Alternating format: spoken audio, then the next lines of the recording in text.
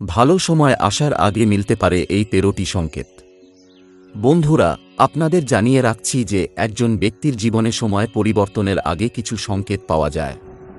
এই সময়কে চিহ্নিত করা আমাদের জন্য প্রয়োজনীয় যাতে আমরা এই সময়ের সুবিধা নিতে পারি এবং জীবনে এগিয়ে যেতে পারি। বন্ধুরা, আপনাদের জানিয়ে রাখছি যে প্রতিটি ব্যক্তির জীবনে একটি সময় আসে যখন তাকে সর্বত্র হতাশায় পড়তে হয়, তবে বলা হয় যে সময় সব সময় একই থাকে না এবং যার খারাপ সময় আসে তার ভালো সময়ও অবশ্যই আসে। সময় সব সময় পরিবর্তিত হয়। যখন আপনার জীবনে বড় পরিবর্তন ঘটতে চলেছে, তখন আপনাকে ঈশ্বর বা সৃষ্টি দ্বারা কিছু সংকেত দেওয়া হয় যে আপনার আসন্ন সময়ে ঈশ্বর আপনার জন্য কিছু ভালো ভেবেছেন। আসুন আমরা সেই বিশেষ সংকেতগুলি জানি যা ঈশ্বর ভালো সময় আসার আগে দেন। তবে বন্ধুরা, ভিডিওর অগ্রগতির আগে যদি আপনারও চান যে মা লক্ষ্মীর আশীর্বাদ আপনাকে সবসময় লাভ হয়, তবে আপনি এই ভিডিওটি একটি লাইক দিন এবং চ্যানেলটি সাবস্ক্রাইব করুন। সাথে নিজের মন থেকে জয় মা লক্ষ্মী অবশ্যই লিখুন, যাতে লক্ষ্মীজির আশীর্বাদ আপনাকে পাওয়া যায়। তাহলে চলুন এক এক করে সকল পয়েন্ট দেখে নিন। পয়েন্টগুলির মধ্যে বিশেষ করে শেষের দিকের পয়েন্টগুলি খুবই গুরুত্বপূর্ণ, তাই অবশ্যই মনোযোগ সহকারে এক এক করে পুরো 13টি পয়েন্ট দেখুন। এবং ভিডিওটির শেষে আমি এমন 3টি রাশির কথা বলবো যেগুলি এই নতুন বছরে ধন লাভ বৃদ্ধি করবে, তাই অবশ্যই ভিডিওটি শেষ পর্যন্ত দেখবেন। তাহলে চলুন অগ্রসর হই। নম্বর 1, ব্রহ্ম মুহূর্তে জাগ্রত হওয়া। বন্ধুরা, অনেক মানুষ আছে যারা নিয়মিত জাগার আগে চোখ খুলি। যদি আপনি দেখতে পান যে আপনার নিদ্রা ব্রহ্ম মুহূর্তে খুলছে, অর্থাৎ সকাল 3টা থেকে 5টার মধ্যে, তাহলে আপনার জীবনে খুব বড় পরিবর্তন আসবে। অর্থাৎ আপনি জীবনের সঠিক পথে আসছেন। তাই আপনাকে আগে থেকেই বুঝে নিতে হবে যে আপনার জীবনে কিছু ভালো ঘটতে চলেছে। নম্বর 2, আকস্মিক খুশি হওয়া। বন্ধুরা, আপনি অনেকবার দেখেছেন যে আকস্মিকভাবে খুশি হওয়ার ইচ্ছা হচ্ছে। এর অর্থ হল আপনাকে বুঝতে হবে যে ঈশ্বর আপনাকে কিছু ভালো সংকেত দিচ্ছেন। যেভাবে আপনাকে এই সময় খুশি হওয়ার ইচ্ছা হচ্ছে, তেমনিভাবে ঈশ্বর আপনার জীবনে খুব শীঘ্রই খুশির মুহূর্ত আনতে চলেছেন।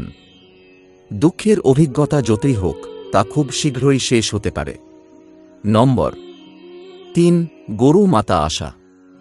বন্ধুরা, যদি আপনার বাড়িতে প্রতিদিন গরু মাতা আসেন বা আপনাকে খাবারের জন্য দাবি করেন, তাহলে এটি খুবই শুভ সংকেত।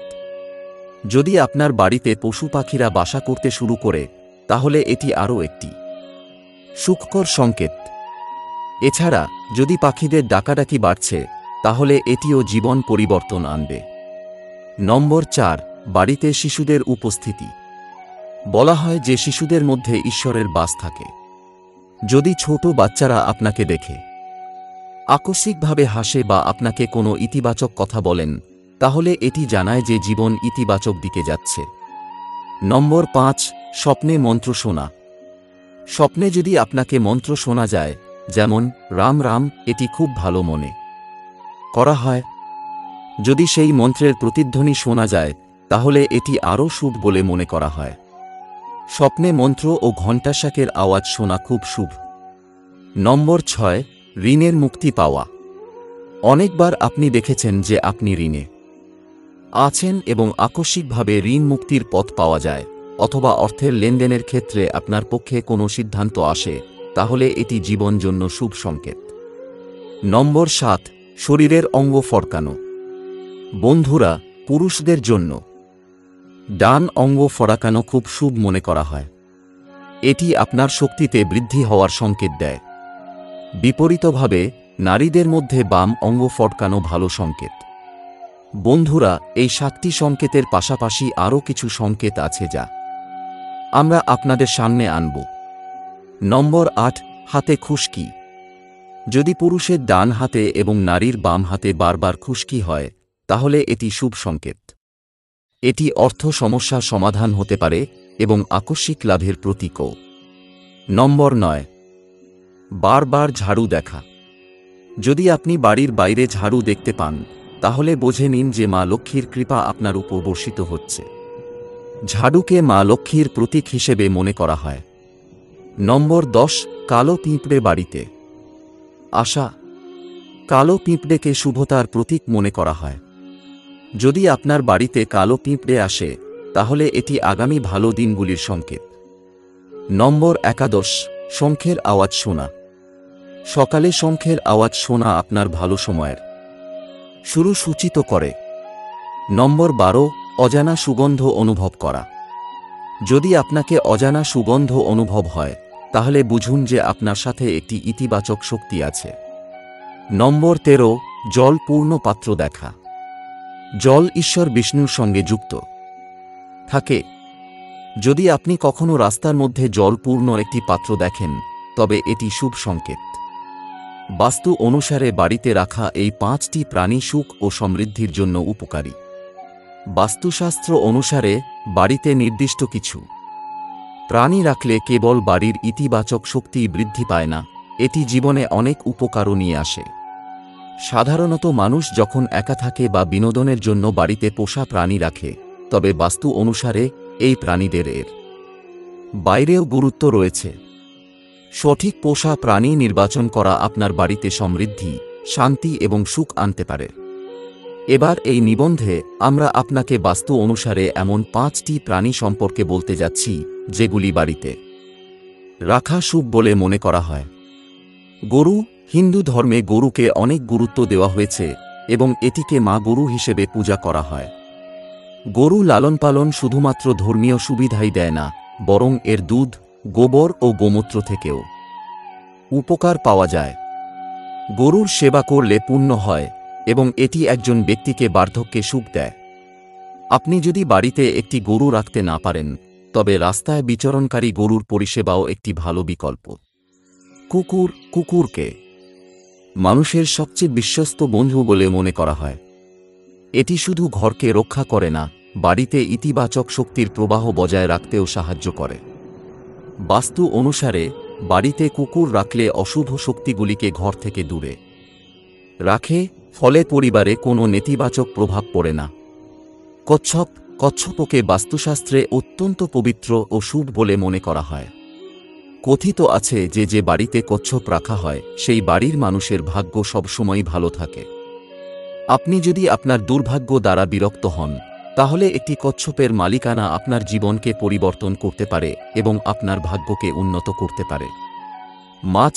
বাস্তুতে মাছের একটি বিশেষ স্থান রয়েছে এবং ঘরে মাছ রাখলে সৌভাগ্য হয়। এটি সমৃদ্ধির প্রতীক হিসাবে বিবেচিত হয়। কথিত আছে যে বাড়িতে মাছ লালন পালন করা হয় সেখানে অর্থের অভাব হয় না এবং নতুন অর্থনৈতিক উৎস খুলে যায়। বিড়াল। বিশেষ করে ঘরে কালো রঙের বিড়াল রাখা শুভ বলে মনে করা হয়। কালো রং খারাপ চোখ থেকে রক্ষা করার জন্য পরিচিত। এ কারণে ঘরে কালো বিড়াল রাখলে পরিবারের কারোর খারাপ দৃষ্টি আটকায় এবং ঘরে শান্তি বজায় থাকে। এই প্রাণীগুলি ছাড়াও বাস্তুতে আরও অনেক উপাদান রয়েছে যা বাড়ির সুখ এবং সমৃদ্ধি বাড়াতে সাহায্য করতে পারে। সুতরাং আপনি যদি জীবনে ইতিবাচক পরিবর্তন চান তবে এই প্রাণীগুলিকে আপনার বাড়িতে পোষা প্রাণী হিসাবে রাখুন এবং বাস্তুর সুবিধাগুলি অনুভব করুন। এবার আমি আপনাদেরকে বলব যে কোন কোন রাশিগুলি 2025 থেকে লাভবান হতে চলেছে। শুক্রদেবের কৃপায় পকেট ফুলবে, ভাগ্য খুলবে অনেকের। মেষ সহ কয়েকটি রাশি লাকি। জ্যোতিষশাস্ত্র অনুসারে শুক্রদেবের নতুন বছরে রয়েছে নক্ষত্র গোচর। এই নক্ষত্র গোচরের ফলে একাধিক রাশির জাতক জাতিকার ওপর প্রভাব পড়তে চলেছে। প্রভাব পড়ে দেশ দুনিয়ার নানান দিকে। বেশ কিছু জাতক জাতিকার জীবনেও শুক্রের এই নক্ষত্র গোচরের প্রভূত প্রভাব পড়বে। তার ফলে একাধিক রাশির জাতক জাতিকারা লাভ পাবেন। দেখা যাক আসন্ন সময়ে শুক্রের গোচরের ফলে কোন কোন রাশির জাতক জাতিকারা লাভ পাবেন। জেনে নিন কবে রয়েছে শুক্রের নক্ষত্র গোচর। প্রথম রাশি হল মেষ। সব কাজে পাবেন সাফল্য। ধনলাভের প্রবল যোগ রয়েছে।